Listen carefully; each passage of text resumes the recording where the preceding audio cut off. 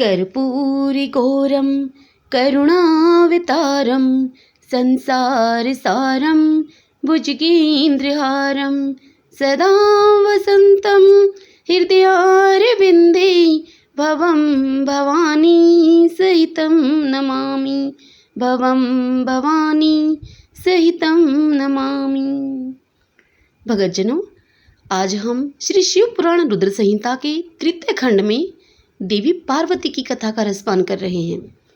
आज के इस अध्याय में हम उमा देवी का दिव्य रूप से देवताओं को दर्शन देना, देवताओं का उनसे अपना अभिप्राय निवेदन करना और देवी का अवतार लेने की बात स्वीकार करके देवताओं को आश्वासन देना, आज हम इस पावन कथा का रसपान करेंगे। तो आइए सर्वप्रथम सब बोलिए गौरी शंकर भगवान की जय। ओम नमः शिवाय।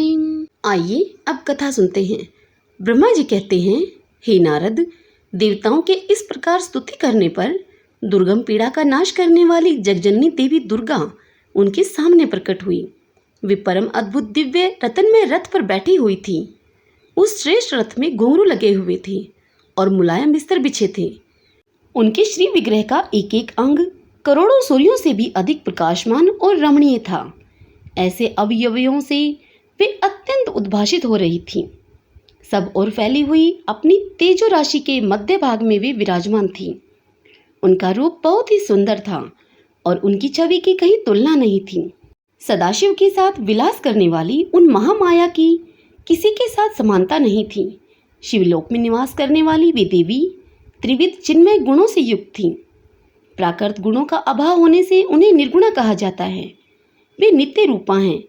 वे दुष्टों पर प्रचंड कोप करने के कारण चंडी कहलाती हैं, परंतु सब रूप से शिवा कल्याणमयी हैं। सबकी संपूर्ण पीड़ाओं का नाश करने वाली तथा संपूर्ण जगत की माता हैं।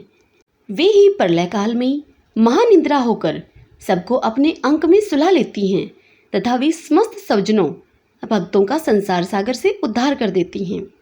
शिवा देवी की तेजो राशि के प्रभाव से देवता उन्हें अच्छी तरह से देख न सके, तब उनके दर्शन की अभिलाषा से देवताओं ने फिर उनका सत्वन किया।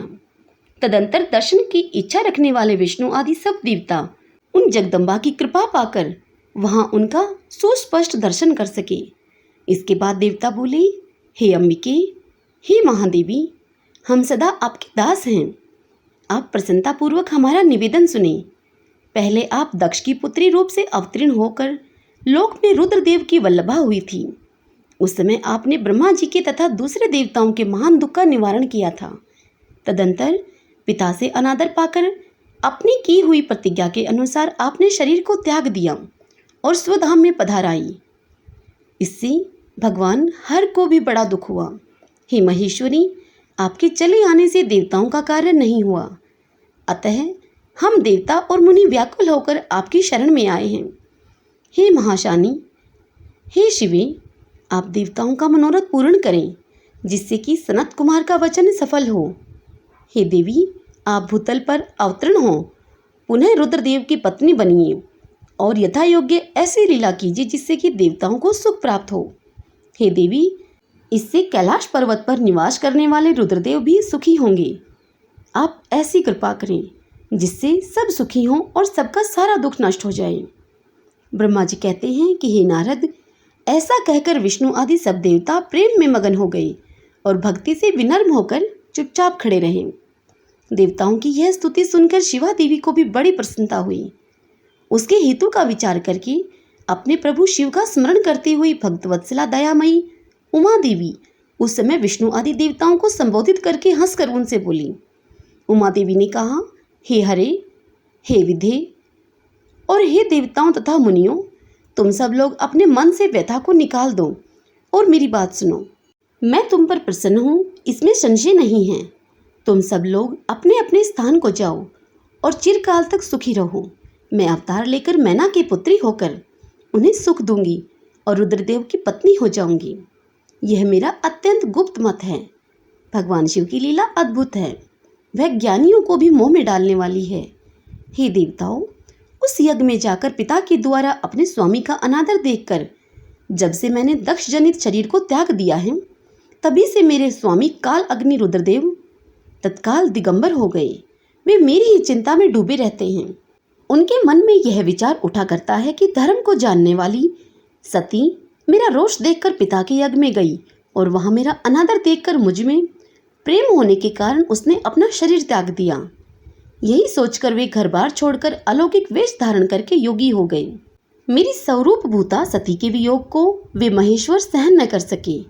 हे देवता हो, भगवान रुद्र की भी यह अत्यंत इच्छा है कि भूतल पर मैना और हिमाचल के घर में मेरा अवतार हो, क्योंकि वह पुनः मेरा पाणी ग्रहण करने की अधिक अभिलाषा रखते हैं।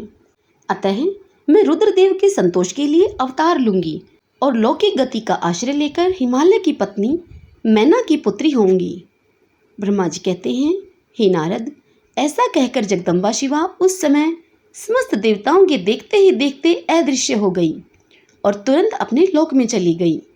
तदंतर हर्ष से भरे हुए विष्णु आदि समस्त देवता और मुनि उस दिशा को प्रणाम करके अपने अपने धाम में चले गए। हरिओम तत्सत। भगतजनों, श्री शिव पुराण रुद्र संहिता के तृतीय खंड की यह कथा यहीं संपूर्ण होती है।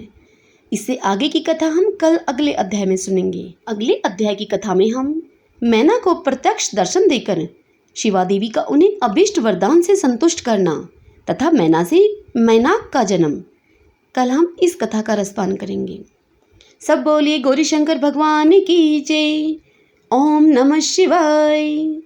यदि कथा आपको यह पसंद आई हो तो इस वीडियो को लाइक करें, खूब शेयर करें, खूब पुण्य कमाएं। जय श्री कृष्ण। राधे राधे।